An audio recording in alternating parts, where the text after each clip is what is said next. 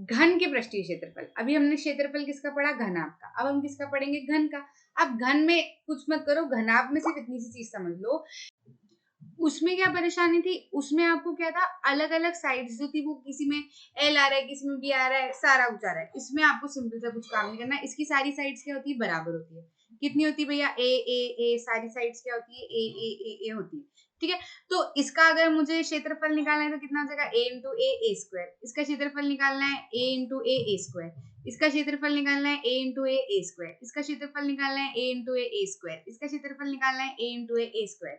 इसका क्षेत्रफल निकालना है तो a इंटू ए कितना हो जाएगा, a स्क्वायर। अच्छा, आपको ये डाउट आ सकता है कि मैडम आप जो है इसको, जैसे आपने पिछले वाले में घनाभ में एक में इसको l माना था, इसको b माना था, मान लो, ठीक है, इस तरीके से कुछ, इसको h माना था, इसको b माना था, ऐसा करके। तो आपने जब इनका क्षेत्रफल निकाला तो आपने l इंटू बी ही क्यों किया, इसका क्षेत्रफल निकाला तो h इंटू बी ही क्यों किया, कुछ और क्यों नहीं लगाया? क्योंकि देखो, एक सिंपल सी चीज समझना कि जब हम किसी रेक्टेंगल का क्षेत्रफल निकालते हैं तो हमने सीखा हुआ है कि क्या करते हैं, हम दोनों साइड्स का क्या करते हैं, मल्टीप्लाई करते हैं। क्षेत्रफल इसी तरीके से निकाला जाता है, ठीक है।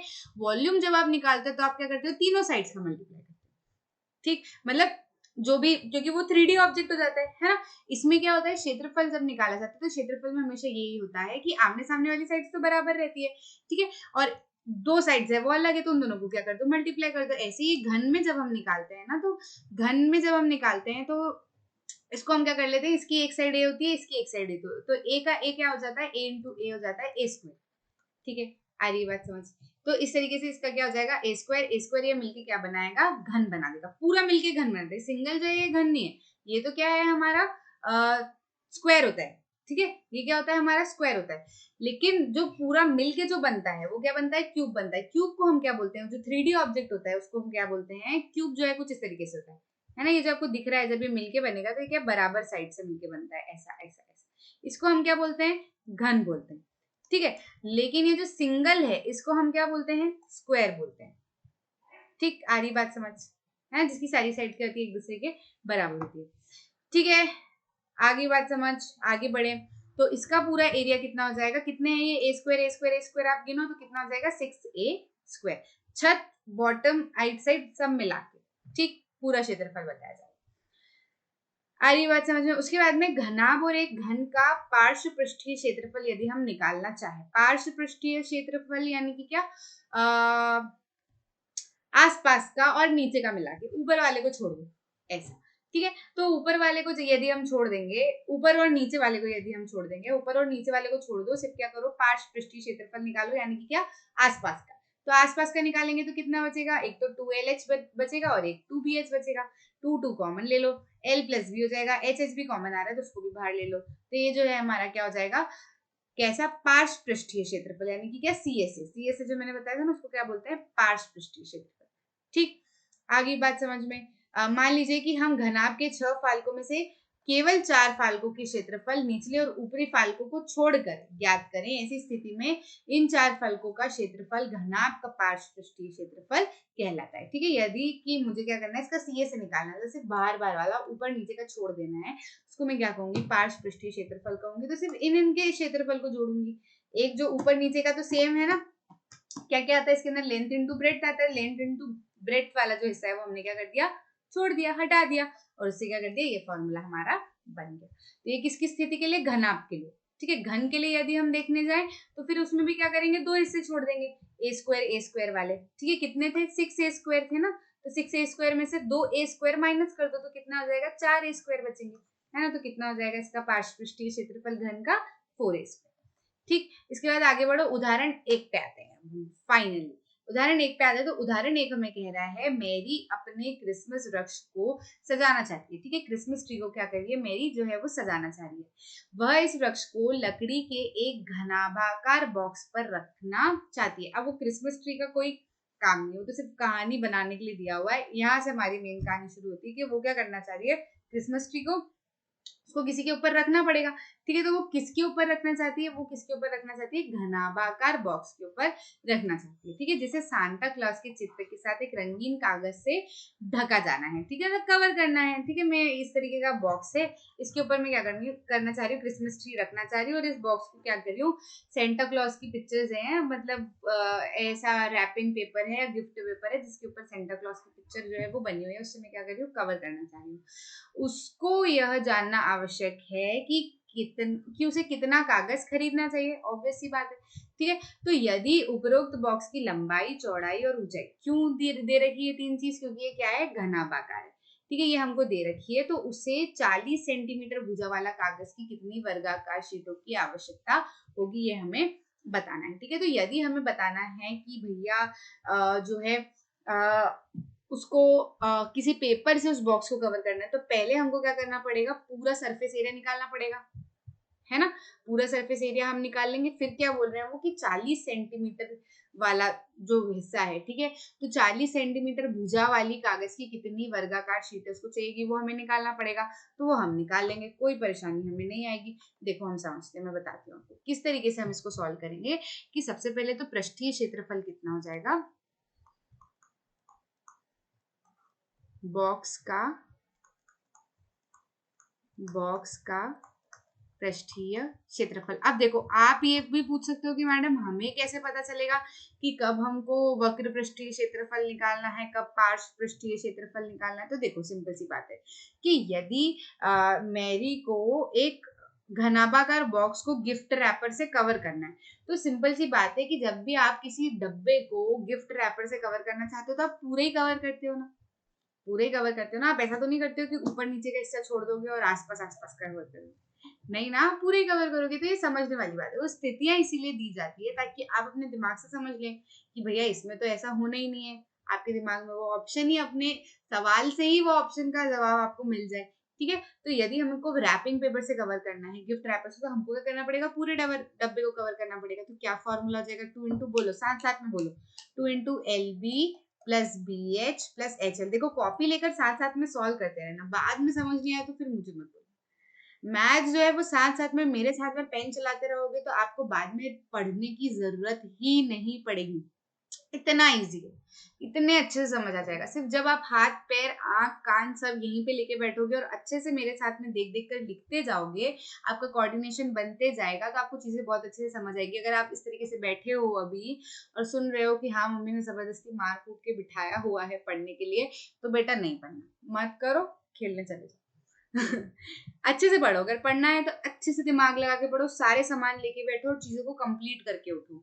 अगर कंप्लीट करने के लिए नहीं बैठे हुए हो तो ऐसे पढ़ने का कोई मतलब नहीं। कॉपी पेन साथ में होना चाहिए, सारी चीजें साथ में होनी चाहिए, और पढ़ो, ऐसा पढ़ो कि उस समय का जो पढ़ा हुआ है वो वापस पढ़ने की जरूरत ना पड़े और बहुत अच्छे से समझ आए, ठीक है। तभी समझ में आएगा जब मेरे साथ में लिख लिख के करते रहोगे, ठीक है। इतना समझ आया। अब क्या करना है, क्या हो जाएगा ये, 2 इंटू लेंथ इंटू ब्रेड। तो लेंथ कितनी दे रखी है हमको, 80, ब्रेड 40, प्लस लगाया ब्रेड हमको कितनी दे रखी है, 40, हाइट कितनी दी है हमको, 20, ठीक है, प्लस हाइट कितनी दी है हमको, 20, लेंथ कितनी दी रखी है, 80। बस इसको क्या करो, सॉल्व कर लो। जब सॉल्व करोगे तो इसका आंसर आएगा 11200 सेंटीमीटर स्क्वायर। आ रही बात समझ में, इतना किया। अब समझो कि उसको क्या करना है, हमें निकालना है कि भैया जो हमें किसका निकालना है, 40 सेंटीमीटर वाली भुजा का हमें पता करना है कि भैया कितनी शीटें लगेंगी। तो जो 40 सेंटीमीटर वाली भुजा है वैसी हर शीट का एरिया कितना हो जाएगा, ठीक है। तो क्या हो जाएगा,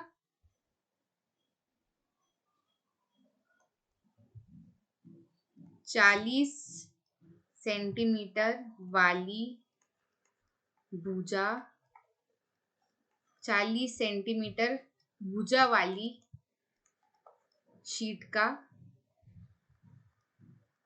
क्षेत्रफल कितना हो जाएगा भैया। क्या सीखा हमने, क्या कर देते, दोनों को मल्टीप्लाई कर देते हैं, तो कितना हो जाएगा, 1600 सेंटीमीटर स्क्वायर। ये निकाला। अब समझो हमको निकालनी है इसकी गिनती।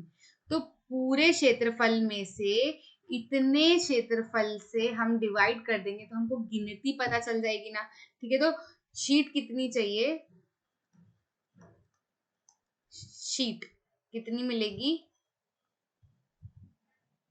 नंबर ऑफ शीट कितनी चाहिएगी हमको, पृष्ठीय क्षेत्रफल बॉक्स का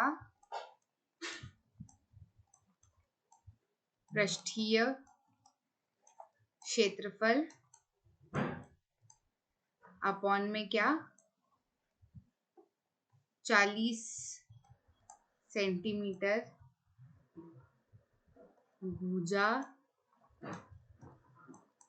वाली शीट का क्षेत्रफल कितना हो जाएगा। ये बॉक्स का कितना निकला 11200 अपॉन में इसका कितना निकला 1600, तो ये कट के कितना आ जाएगा 7, यानी कि क्या 40 सेंटीमीटर भुजा वाली शीट उसको कितनी चाहिए, 7 शीट लगेगी। आ रही बात समझ, आगे बढ़े। चलिए उदाहरण 2 देखते हैं। हमीद ने अपने घर के लिए ढक्कन वाली एक घनाकार पानी की टंकी बनवाई है। ठीक है, ढक्कन वाली टंकी बनी है घनाकार। ठीक है, जिसका प्रत्येक बाहरी किनारा कितना है 1.5 मीटर लंबा है। वह इस टंकी के बाहरी पृष्ठ पर तली को छोड़कर, ठीक है, बेस को छोड़ के, मतलब नीचे वाला जो हिस्सा रहता है उसको छोड़ते हुए 25 सेंटीमीटर वाली भुजा वर्गाकार टाइलें लगवाता है। ठीक है, यदि टाइलों की लागत इतनी प्रति दर्जन है तो उसे टाइल लगवाने में कितना व्यय लगेगा। ठीक है, क्वेश्चन को समझो, इमेजिन करो कि उसने क्या किया है, घनाभाकार, ठीक है, टंकी जो है वो बनवाई है जिसके ऊपर ढक्कन भी है। अब वो क्या कर रहा है, वो जिसका बाहरी किनारा जो है हमें दे रखा है कि इतना है भैया। ठीक है, वहां वो टंकी के बाहरी जो पृष्ठ है, ठीक है, बाहर वाली साइड में वो क्या करवाना चाहता है, तली को छोड़कर, ठीक है, बेस को छोड़कर वो क्या करवाना चाहता है, सिर्फ एक नीचे के बेस को छोड़ के वो बाहर क्या करवाना चाहता है, सब क्या लगवाना चाहता है, 25 सेंटीमीटर भुजा वाली वर्गाकार टाइलें लगवाना चाहता है। ठीक है, वर्ग की तरह, मतलब जो बराबर है, जैसे कि इधर से भी 25 है तो इधर से भी 25 है ना, ये भी 25 है और ये भी 25 है। ठीक है, सिर्फ चारों साइड जिसकी क्या है 25-25 सेंटीमीटर है।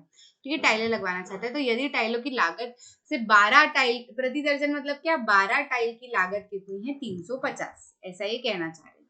तो उसको कितना लागत लगेगा, तो उसके लिए हमको क्या निकालनी पड़ेगी, कितनी टाइल्स लग रही है ये निकालना पड़ेगा। अब कितनी टाइल्स लग रही है वो हम कैसे निकालेंगे, पहले हमको पता करना पड़ेगा कि वो जो टंकी है उसका क्षेत्रफल कितना है, यानी कि मतलब जितने में हमको टाइल्स लगवानी है उसका क्षेत्रफल कितना है।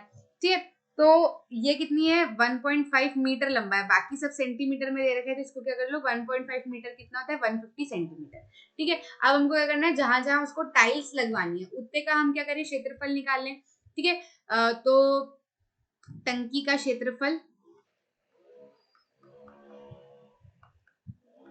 कितना हो जाएगा भैया, देखो घनाभा का कैसी है भैया, जिसका प्रत्येक बाहरी घनाकार है, घनाकार यानी कि क्या क्यूब के शेप में, मतलब क्या बराबर है सारे। ठीक है, तो कितना होता है घनाकार का क्षेत्रफल कितना होता है 6a²। लेकिन ये क्या कह रहे हैं कि उनको टाइल्स लगानी हो, तली को छोड़ के लगानी, मतलब 6 में से एक a² को हटा दो तो कितना हो जाएगा 5a²। आ रही बात समझ, पूरे पे ही लगवानी है उसको, तो सिर्फ तली छोड़नी नीचे वाला हिस्सा। ठीक है, तो ये कितना हो जाएगा 5 × 150 × 150। ठीक है, तो एरिया जब हम निकालेंगे तो ये कितना आ जाएगा हमारा, इसको रख लेते हैं, हम इतने पे रख लेते हैं। ठीक है, सेंटीमीटर स्क्वायर करके इसको रख लो। ठीक है, अब समझो कि टाइल्स जो है वो कितनी है, टाइल्स का एरिया कितना हो जाएगा। ठीक है, टाइल का एरिया,